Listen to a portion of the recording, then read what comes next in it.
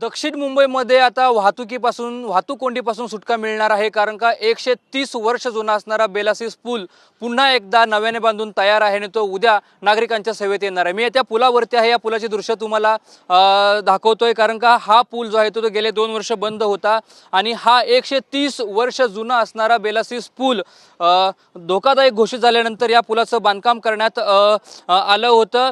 Railway प्रशासनाच्या आराखड्यानुसार हा पूल नवी मुंबई महानगरपालिकेच्या वतीनं बांधण्यात आलेला आहे।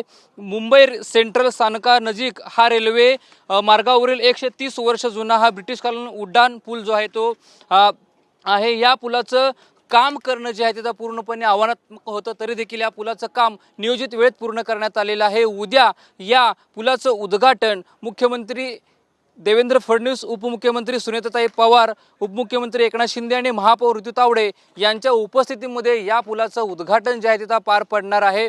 जर आपण या पुलाचा विचार केला तर ब्रिटिशकालीन असणारा हा पूल आहे। हा पूल धोकादायक घोषित झाल्यानंतरच या पुलाचं बांधकाम सुरू करण्यात आलं होतं, नव्याने बांधण्यात आला होता हा पूल आणि अखेर उद्या या पुलाचं लोकार्पण पार पडणार आहे। या पुलाच्या रचनेचा जर आपण विचार केला, या पुलाची एकूण लांबी 333 मीटर असून यापैकी पूर्वेला 138.39 मीटर आणि पश्चिमेला जवळपास 157 मीटर हा पूल आहे आणि रेल्वेच्या हद्दीमध्ये 36.90 मीटर या पुलाची जी आहे तिथे विभागणी झालेली आहे।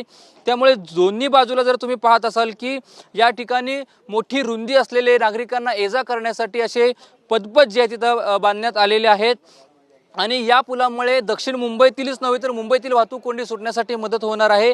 दक्षिण मुंबईतील मुंबई सेंट्रल असेल, नागपाडा असेल आणि ताडदेव या पूर्व आणि पश्चिम भागांना जोडणारा हा महत्त्वाचा एक पूल आहे। पुलाच्या या पुनर्बांधणीमुळे 2 वर्षापासून बाधित झालेली पूर्व पश्चिम वाहतुकीची सुविधा आता पुन्हा एकदा सुरू होणार आहे।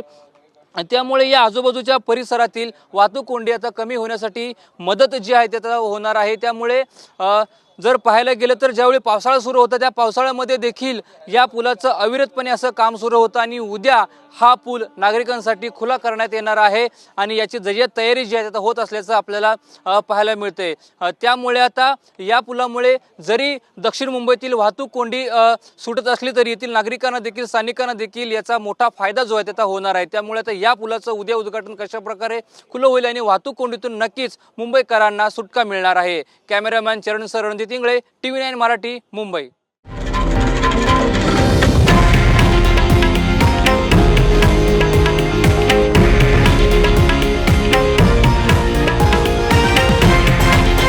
हे आहे देशातील नंबर 1 न्यूज नेटवर्क आणि आपण पाहत आहात TV9 मराठी, एकमेव।